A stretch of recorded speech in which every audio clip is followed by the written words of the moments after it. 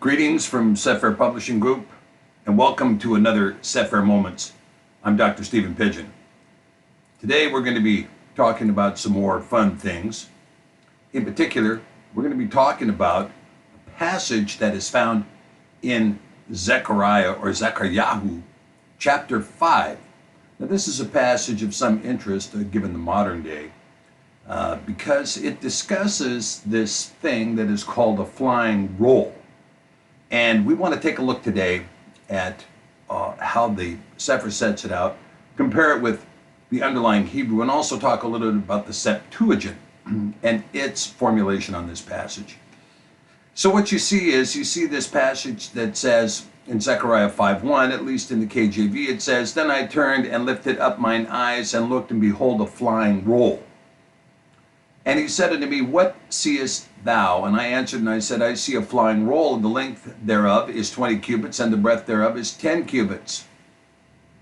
Then said he unto me, This is the curse that goeth forth over the face of the whole earth.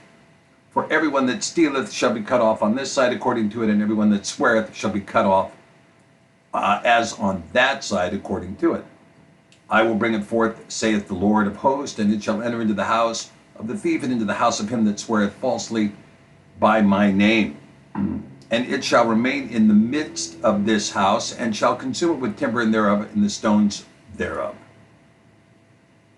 Then in Zechariah 5:5 it goes on to say, "Then the angel that talked with me went forth, and said unto me, Lift up now thine eyes, and see what this is that goes forth. And I said, What is it? And he said, This is an ephah that goeth forth. And he said more, But this is the resemblance throughout all the earth. And behold, there was lifted up a talent of lead, and this is a woman that sitteth in the midst of the ephah." Okay, all right, interesting. Now, let's take a look for just 1 second and see what the Septuagint has to say. It says something slightly different. In verse 1, "And I turned and lifted up mine eyes, and looked, and behold, a flying sickle." Okay, well, if we look at the underlying Hebrew there, this word for sickle is this word Megillah. Now, Megillah is a word that is very well known in the Hebrew. It means roll, and it means roll as compared to a scroll. Now, a scroll is an item that has, two scrollers. It has one here, and you unscroll the scroll. But a roll has just the page, and you have a single handle, and you open it this way, and you read the roll. It's a roll, not a scroll that has two. It's just one, a roll. So a Megillah, and so for instance, in the Et Cepher, you're going to find that we have a section called Et Megillot, which are these scrolls, like Ruth, like Judith, like Hadassah or Esther, and some of the other scrolls. Those are rolls. Those are rolls, not scrolls, and they're known, like Kehilat, Kohelet, and Kina, Lamentations, Ecclesiastes. Those are rolls, not scrolls. Rolls, not scrolls. And so when we're talking about a roll here, we're talking about a Megillah, not a sickle. But even nonetheless, the Septuagint interpreters said, well, behold, it's a flying sickle. And he said to me, What seest thou? And I said, I see a flying sickle, and the length 20 cubits, and the breadth 10 cubits. Okay, so everybody's agreeing that the length is 20 cubits, and the breadth is 10 cubits. All right. Now, in the Et Cepher, it says, Then I turned and lifted up my eyes, and looked, and behold, a flying roll. And he said to me, What do you see? And I answered, I see a flying roll. The length of it is 20 cubits, and the breadth of it is 10 cubits. Okay, so we're all agreed. We're all on the same page here. And in the Et Cepher, it goes on to say, Then said he to me, This is the curse that goes forth over the face of the whole earth. Now, the whole earth there in the Hebrew, again, is this kol eretz. So it's the whole earth or the whole land. The whole land. Okay, often translated as the whole earth. For everyone that steals is innocent according to her, and everyone that swears is innocent according to her. Well, But I will bring her forth, says Yahweh Tsebaot, not the Lord of hosts, but Yahweh Tsebaot. Again, the sacred name is set forth in the Et Cepher. And she shall enter into the house of the thief, and into the house of him that swears falsely by my name. and she shall remain in the midst of this house, and she shall finish it at its timber and at its stones. Okay, so you see that this role here is going to stay in the house of those who swear falsely by the name, Hashem, and those who are stealing. Well, that's another issue, isn't it? Those who are stealing. Those who are stealing and those who are swearing falsely by the name. Now, here's where we get into the substantial change-up. Then the angel that talked with me went forth and said to me, lift up now your eyes and see what is this that goes forth. And I said, well, what is it? And he said, this is the measure that goes forth. Now, the measure again here, they use an ephah in the KJV. And over here in the, and this is what we get in the Septuagint. And the angel that talked with me went forth and said to me, lift up thine eyes and see this that goes forth. And I said, what is it? And he said, this is the measure that goes forth. The measure that goes forth. Now, the measure, I think, is an important word here because when you talk about ephah really is a measure. It's some kind of a measure. It's not something, but it's some kind of a measure, some kind of something that fills, if you will. Okay, this is the measure to go forth, he said, moreover, and this is how they appear throughout all the earth. They appear as a roll. They appear as a roll that's 20 cubits by 10 cubits around. Now remember, you remember the old pi r squared or whatever it is that you would use to figure the circumference. So when you're measuring around this thing, it's 10 cubits. All the way around is 10 cubits, but all the way up is 20 cubits. Okay, and behold, there was lifted up, this is in the Cepher now, in verse 7 of chapter 5. And behold, there was lifted up a disk of lead, and there a fire sits in the midst of the measure. Okay, so if this measure we're talking about is some kind of a hollowness, if you will, a place that can be filled. It's kind of like an empty barn or an empty silo, could be, but it's an empty measurement into which this particular roll that is 60 cubits tall, and 20 cubits tall and 10 cubits around, it sits in this measure. And this is how it appears all over the earth. They're under a disk of lead. And there a fire sits in the midst of the measure. Now people say, well, what do you mean a fire? Well, let's compare that to what you see in the KJV. And in the KJV in 5:7, it says, behold, there was lifted up a talent of lead, a talent, okay?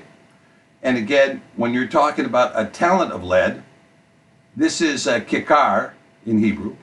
And in kikar, this word actually means a circle, a kind of like a round loaf of bread. Usually it means a circular region, a circular region like the circle of the Galil, for instance, the circle of the Jordan. But in this case, it's, you're talking about something circular.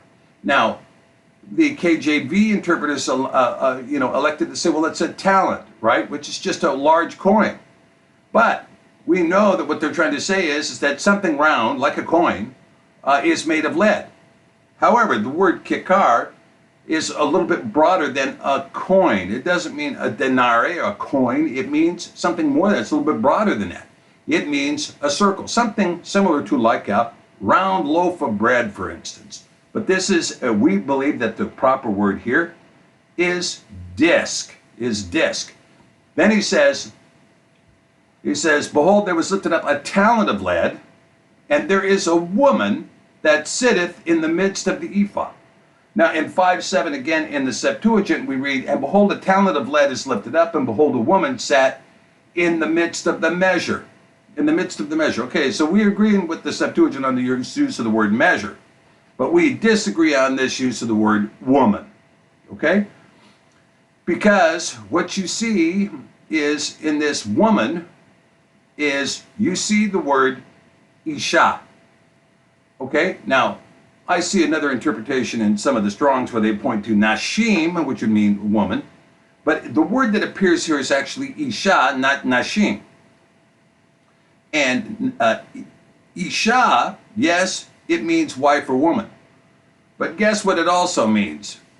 Isha, let's see if I can find it here in the Hebrew. Isha, it also means sacrifice made by fire, and oftentimes just fire. Okay, like in Strong's Hebrew 800, Isha, Strong's Hebrew 800, Isha, it means simply fire, fire, Isha, fire. And so the question is, when you look at Isha, and by the way, they're spelled identically. You have this Aleph Shin He in both cases, Aleph Shin He, and also bear in mind that at the time the text was written, there were no vowel sounds, there were no vowel markers. So you had Aleph Shin He, that was what appeared. And so the question is it woman? Is it a woman? Or is it a fire? Well, you tell me. I mean, when you read this version of the KJV, you're reading that there are two women in a basket. Two women in a basket. And as compared to a fire that sits within a measure, right? So Zechariah 5:7 in the in the Cepher reads, "And behold, there was lifted up a disk of lead, and there a fire sits in the midst of the measure. And he said, this is wickedness, and he cast it into the midst of the measure, and he cast at the weight of the lead upon the mouth thereof." That is to say, he cast this fire into this hollowness that's holding this roll, and he put a disc of lead over the top of it. Sounds conspicuously like a silo. Then I lifted up my eyes and looked, and behold, there came out two of them, two women? No, two fires. The wind in their wings, for they had wings like the wings of a stork, and they lifted up their measure between the earth and the heavens. Okay, now let's compare that to the KJV. In 5:9, then I lifted up mine eyes and looked, and behold, there came out two women. And the wind was in their wings, for they had wings like the wings of a stork, and they lifted up the ephah between the earth and the heaven. Okay, well, that's kind of interesting. It looks like two women, two winged women, coming out of this and lifting up the ephah, this measure, up to the heaven. It's a completely different image than when you're talking about a flying roll 20 cubits high, 10 cubits around, that is propelled by fire coming out of this measure that had a disc of lead over the top of it, and it has wings, and it's lifting up this measure up to the heavens. And then in Zechariah 5:10, in the KJV, then said I to the angel that talked with me, whither do these bear the ephah? And he said unto me, to build it a house in the land of Shinar, and it shall be established and set there upon her own base. And again, in the Septuagint, reading those same lines from 5:8 forward, and he said, this is iniquity, and he cast it into the midst of the measure, and cast the weight of lead on the mouth of it. And I lifted up my eyes and saw, and behold, two women coming forth, and the wind was in their wings, and they had stork's wings, and they lifted up the measure between the earth and the sky. And I said to the angel that spoke with me, whither do these carry away the measure? And he said to me, to build it a house in the land of Babylon, and to prepare for a place for it, and they shall set it there on its own base. All right, well, you know, there's a whole lot of construence that can go into this, but when you read the Cepher version, and I'm going to read here from 5:7 through the end of this chapter, and behold, there was lifted up a disk of lead, and there a fire sits in the midst of the measure. And he said, this is wickedness. And he cast it into the midst of the measure, and he cast the weight of lead upon the mouth thereof. Then I lifted up my eyes and looked, and behold, there came out two of them, the wind in their wings, for they had wings like the wings of a stork, and they lifted up their measure between the earth and the heavens. Then I said to the angel that talked with me, where are they causing at this measure to go?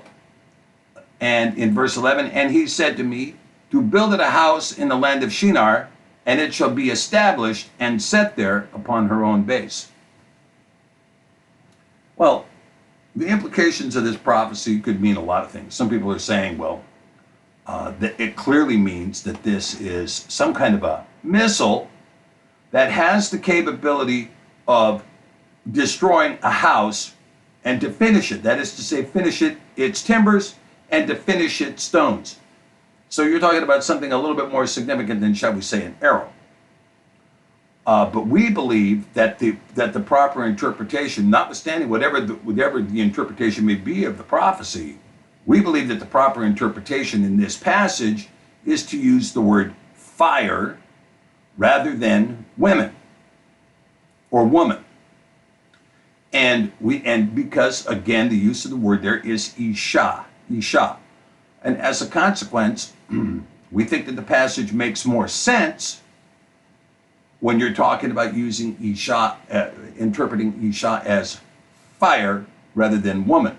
And so as you can see that you're talking about a roll here, that is to say a roll that's 20 cubits tall and 10 cubits around, sitting in some kind of a measure with a disc lead on top of it, a disc of lead on top of it. And you know, why would you put a disc of lead on top?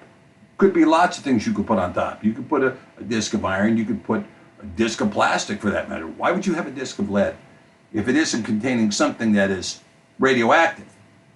And so you have a disc of lead, and in addition to this disc of lead, you have this something that has two of them. There's two of them that come out, which means there's more than one coming out. And they have fire that comes out, they have wings, and it lifts them up into heavens carrying the measure.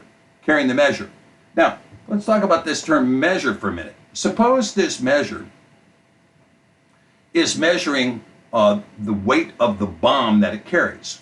For instance, when we talk about a conventional bomb, you're talking about something that is expressed in thousands of tons of TNT.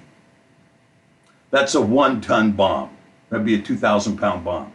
That's a 4-ton bomb.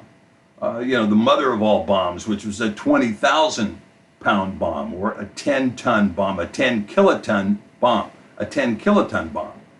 It was a 10-kiloton device that went off over Hiroshima. You would talk about nuclear weapons in terms of 12 kiloton, 20 kiloton, 50 kiloton, 100 kiloton, 500 kiloton, even a megaton.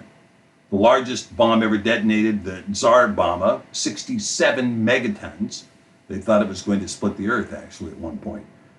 But you start talking about the bomb in terms of its measure. You talk about the bomb in terms of its measure. You don't say, well, there's 16 ounces of plutonium located in this bomb, or we have 100 pounds of TNT, or whatever it is, whatever the weapon may be. You're talking about the measure of its blast. And so the word there would be ifad, the word there would be measure. We're talking about a measure. What is the measure of this roll? You see, it's not measured by being 20 cubits tall and 10 cubits around. It's a different measure. And when this roll, when it comes out of this measure, it lifts its measure up into the heavens using fire and based on wings. It appears to be in a proper interpretation of this particular prophecy in Zechariah 5, which, by the way, is only found talking about it with fire at Cepher, that we're talking about a flying roll propelled by fire with wings, lifting up its measure to the heavens and coming out of the land of Shinar or Shinar. That would be Babylonia, Mesopotamia, even the land of Elam, which is southwestern Iran. So long and the short of it is it comes from the Middle East. So I think that's what the prophecy reads, and that's why we've set it forth in the Cepher, in order to give a proper interpretation to the underlying Hebrew. And I hope you're edified with this particular teaching. Come back and see us again. Stephen Pidgeon, signing out for the Cepher group and saying Baruch Hashem. Thank you.